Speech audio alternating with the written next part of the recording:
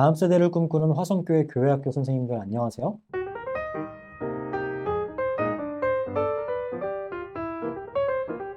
오늘은 성경에 나타나는 이 거룩이라는 주제를 가지고 함께 생각해보는 시간을 가져보도록 하겠습니다. 우리는 평소에 교회에서 거룩이라는 말을 쉽게 접하게 됩니다. 그런데 이 거룩이라는 단어에 대해서 생각을 해보면 거룩이라는 단어를 많이는 들어봤지만 이 단어가 정확하게 우리에게 무엇을 말하는 것인지는 좀 애매하다는 생각을 하게 될 때가 많은 것 같습니다.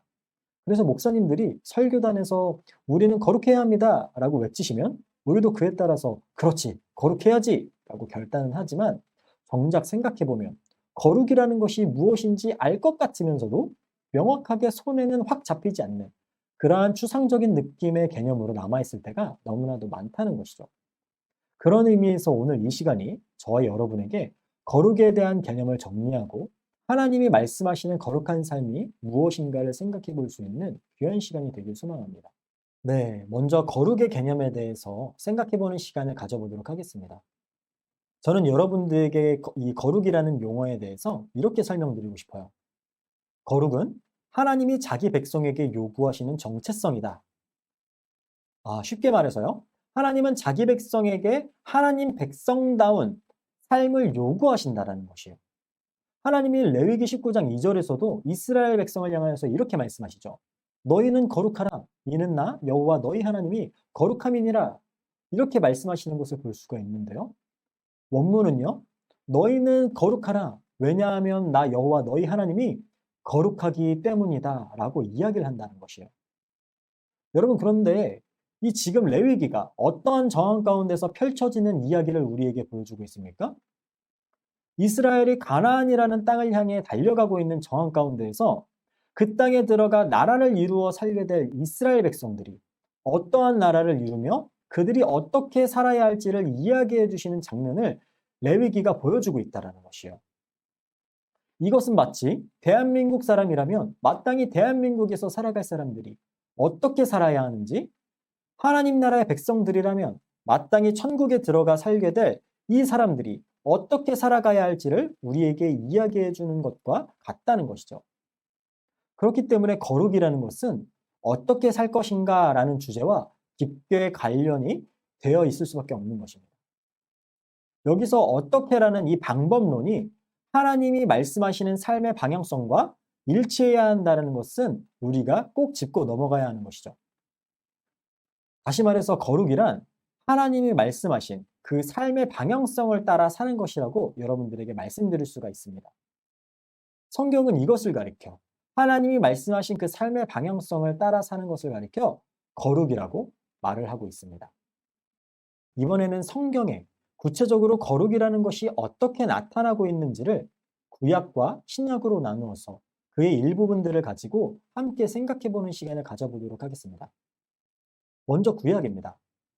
구약이 말하는 거룩, 곧 하나님은 우리에게 어떻게 살라고 말씀하시는가에 대해서 한 줄로 요약해서 말씀드리자면요. 하나님 사랑, 이웃 사랑이라고 말씀드릴 수가 있겠습니다. 신명기 6장 5절에서는요. 하나님이 이렇게 말씀하세요. 너는 마음을 다하고 뜻을 다하고 힘을 다하여 내 하나님 여호와를 사랑하라.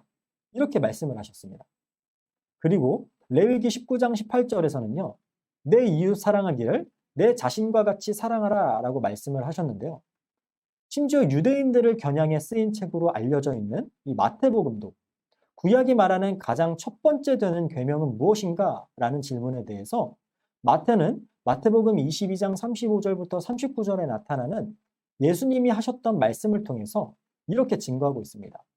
내 마음을 다하고 목숨을 다하고 뜻을 다하여 주 너의 하나님을 사랑하라.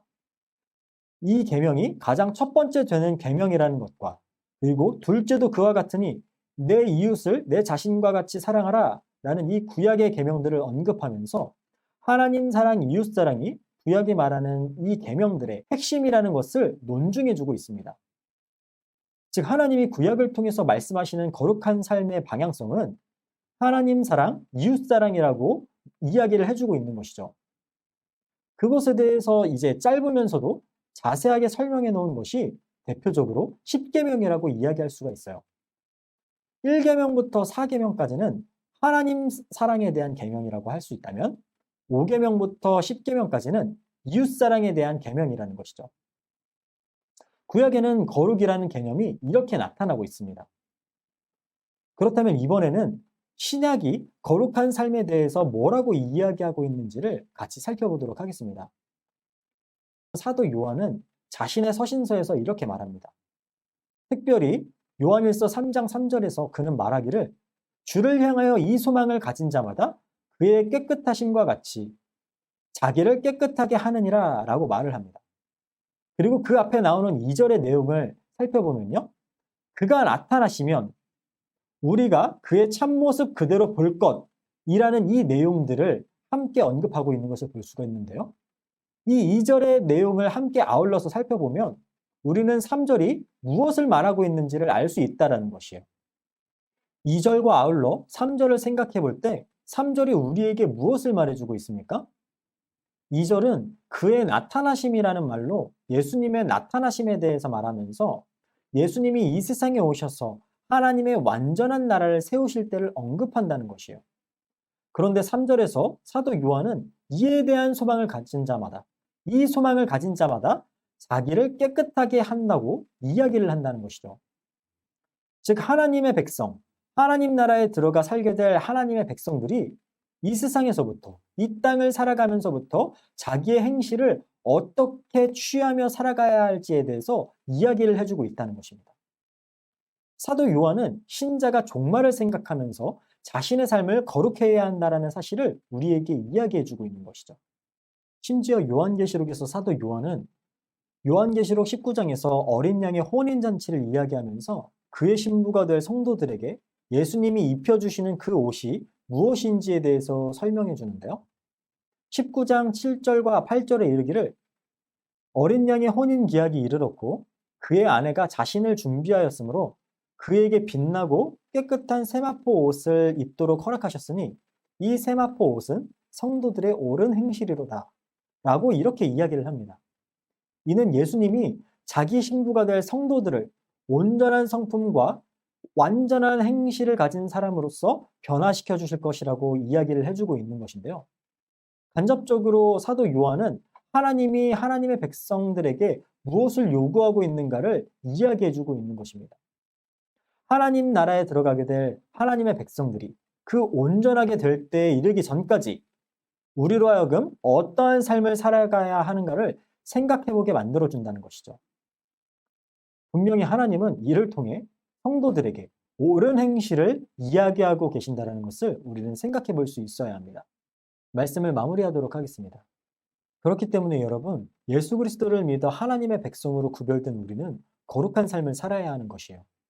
구원받았다는 것은 곧 하나님의 백성이 되었다라는 것을 이야기하는 것인데 그 구원은 우리로 하여금 하나님의 백성된 사람으로서의 마땅한 책임과 삶을 요구한다는 것이에요. 오늘 강의를 통해서 배우신 이 내용들을 기억하시면서 하나님이 말씀하시는 거룩은 무엇이며 그 거룩을 위해 우리는 어떻게 살아가야 하는가에 대해서 생각해 보시고 그것들을 삶에 적용하셔서 이 땅을 살아가시면서부터 하나님 나라를 함께 세워가시는 귀한 하나님의 종들 되시기를 주님의 이름으로 축복합니다.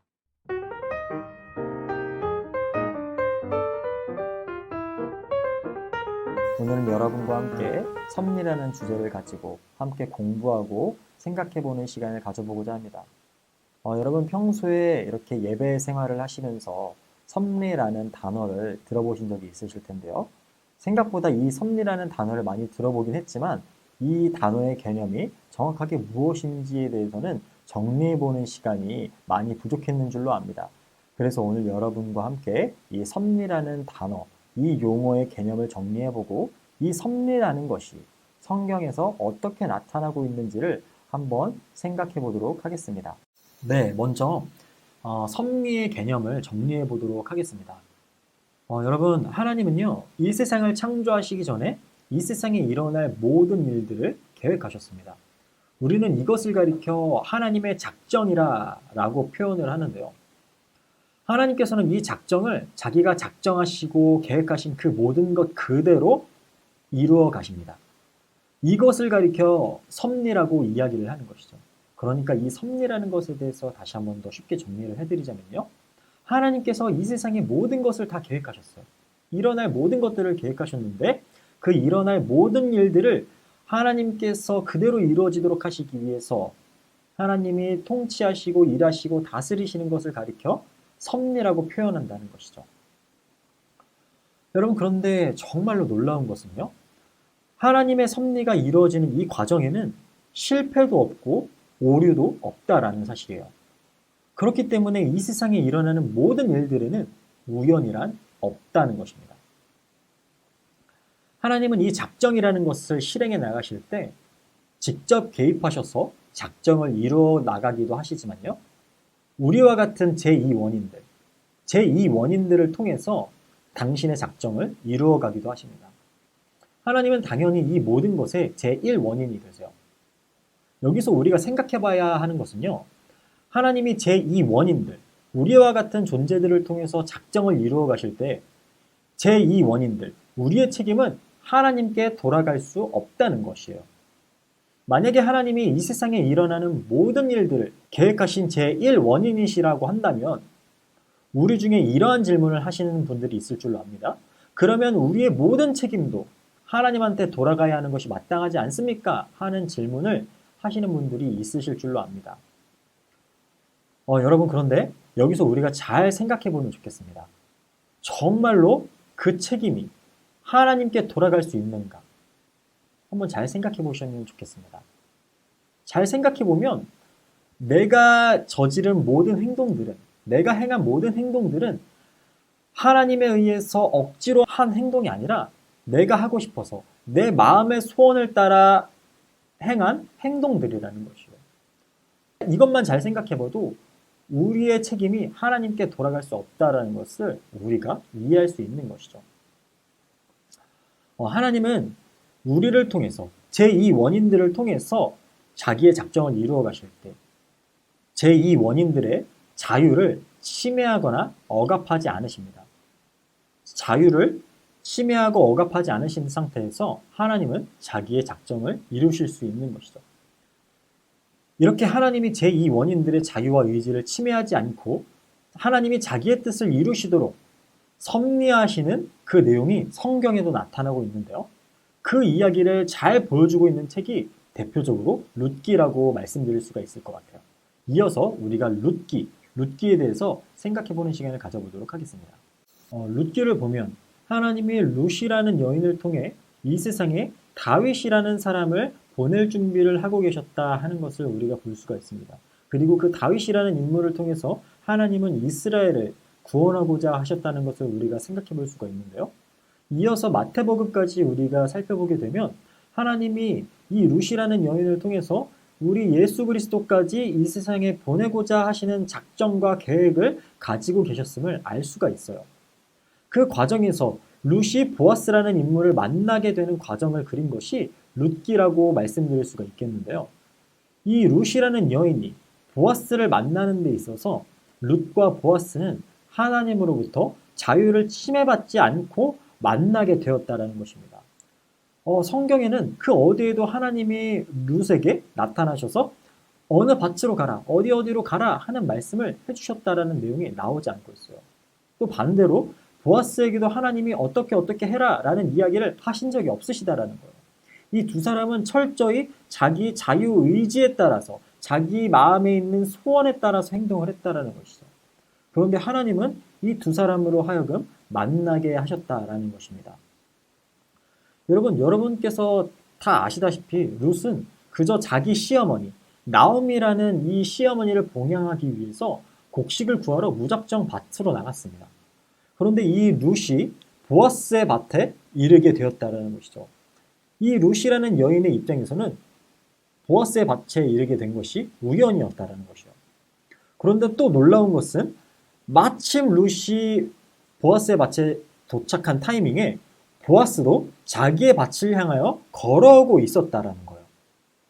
두 사람은 각각 자기의 의지를 따라 움직이고 있었습니다. 하나님은 그들의 자유를 억압하신 적이 없으세요. 그런데 두 사람은 만나게 되었다는 것이죠. 하나님은 이 두 사람을 만나게 하심으로써 다윗이라는 인물을 이 세상에 보내고자 하셨고요. 예수님까지 보내시고자 하시는 작정을 가지고 계셨단 말이죠. 그런데 하나님은 이 두 사람이 만나는 데 있어서 그들의 자유와 의지를 억압하지 않으셨다는 것이에요. 하나님은 이 두 사람을 만나게 하심으로써 결국에 오벳이라는 아들을 낳게 하셨고요. 오벳이라는 아들을 통해서 그 뒤에 이새라는 인물이 태어나게 하셨으며 그 이새라는 인물 뒤에 다윗이라는 인물이 그리고 그 다윗의 한참 후에 예수님이 태어나게 하시는 놀라운 그 작정이 이루어지도록 하나님은 일을 하셨다는 것이에요. 하나님의 이 작정에 따른 하나님의 일하심과 이 섭리가 어떻게 나타나고 있는지가 이 룻기에 잘 나타나고 있는 것이죠. 그러면 이어서 섭리의 특징에 대해서 생각해보는 시간을 가져보도록 하겠습니다. 여러분, 섭리에는요 크게 두 가지가 있는데요. 첫 번째는 비상섭리, 두 번째는 일반 섭리입니다. 그 중에서 비중이 큰 것이 무엇입니까? 라는 질문을 하신다면요. 일반 섭리가 훨씬 더 비중이 크다라고 말씀을 드릴 수가 있겠습니다. 다시 말해서 일반 섭리가 우리 인생 가운데 더 많이 작용하고 있다는 것이요. 쉽게 말하자면 일반 섭리란 우리가 살아가고 있는 모든 일상 가운데 일어나는 하나님의 다스림을 이야기하고 있는 것이거든요. 그렇기 때문에 이 일반 섭리가 우리 인생 속에 가장 많이 작용하고 있다라고 생각을 해볼 수가 있다는 것이죠. 일반 섭리에 대해서 예를 들어드리자면 이런 것입니다. 우리가 앞서 룻기에서 살펴본 것처럼 우연을 가장하여 하나님이 룻과 보아스를 만나게 하신 것처럼 우리 일상생활 속에서 우리도 누군가를 만나게 되잖아요. 이러한 일들이 하나님의 일반 섭리 가운데 일어나는 일이라는 것이죠. 또 사과가 나무에서 땅으로 떨어지는 변하지 않는 중력의 법칙이라든지 수소가 산소와 만나서 물로 변하는 화학작용이라든지 이러한 우리 일상 속에 일어나는 모든 일반적인 일들과 하나님이 이 세상 속에 심어 놓으신 모든 규칙들이 일반 섭리의 예라는 것입니다. 그러니까 이것을 보면 우리 일상 속에 일어나는 모든 것이 하나님의 일반 섭리구나 하는 것을 알 수가 있는 것이죠. 반면에 비상 섭리란 일반적이지 않은 일들이 일어나는 것을 가리켜 비상 섭리라고 이야기할 수가 있어요. 예를 들면 이런 것입니다. 홍해 바다가 갈라지는 일이라든지 여리고성이 무너지는 일이라든지 죽은 자가 살아나는 것과 같은 일반적이지 않은 이러한 기적과 같은 일들이 일어나는 것을 가리켜 비상섭리라고 이야기를 한다는 것이죠. 여러분, 이미 이 비상이라는 말에 이미 일반적이지 않다라는 의미가 담겨 있지 않습니까? 여러분, 아무 때나 잘 흐르고 있던 바다가 사람으로 하여금 지나가라고 길을 내고 벽을 이루는 일이 일반적이지 않다라는 것이죠. 또 사람들이 성 주변을 여러 번 돌고 그 성을 향하여 소리를 지르니 건물이 무너지는 것이 일반적이지 않다라는 것입니다. 또한 완전히 죽은 줄로만 알았던 그 사람이 다시 일어나 살아 숨쉬고 움직이는 것이 일반적인 일이 아니라는 것이죠. 이러한 예들을 가리켜서 우리는 비상섭리라고 이야기를 하는 것이죠. 그러니까 쉽게 말해 비상섭리는 일반적이지 않은 일, 하나님께서 성경에서 말씀하셨던 것처럼 이 세상 가운데 기적과 같은 일들을 베푸시는 것을 가리켜 비상섭리라고 이야기를 한다는 것입니다. 여러분, 그런데 우리가 여기서 한 가지 생각해 봐야 하는 것이 있어요. 우리는 그러면 비상섭리가 일어나면 일반 섭리가 깨진 것인가? 라는 의문을 갖게 되는데요. 여러분, 답부터 말씀드리자면 일반 섭리가 깨진 것이 아니라는 것이에요. 일반 섭리가 가지고 있는 그 규칙성과 그 일반적인 것들은요, 이 비상섭리, 기적과 같은 일들이 일어날 수 있는 여지가 남겨져 있는 규칙성이란 말이에요. 그렇기 때문에 우리는 이 비상섭리가 일어났다고 하여 일반 섭리가 깨졌다라고 말할 수 없다라는 것이죠. 우리는 이 비상섭리만을 기적이라고 생각하는 경우가 있는데요. 실제로 그렇지 않습니다. 오늘 우리가 생각해본 이 내용들을 생각해보면 비상섭리뿐만이 아니라 우리의 일상 속에 일어나는 모든 일반 섭리들마저도 하나님의 작정 가운데서 일어나고 있는 그 작정이 이루어지기 위하여 우리 인생 속에 작용하고 있는 하나님의 놀라우신 일하심이라는 것을 우리가 알 수 있다라는 것입니다. 그렇기 때문에 우리의 일상에 일어나는 모든 순간들이 특별하지 않아 보이고 기적이 일어나지 않는 것 같아 보이는 일상이라고 할지라도 정말로 놀라운 기적이 일어나고 있는 순간들이라는 것을 우리는 기억할 수 있어야 합니다.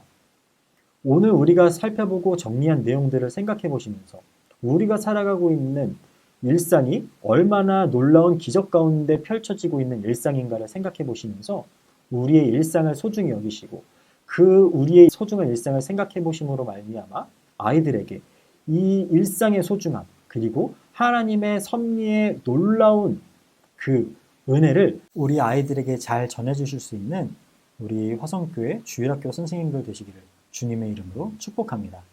지금까지 경청해 주셔서 감사합니다.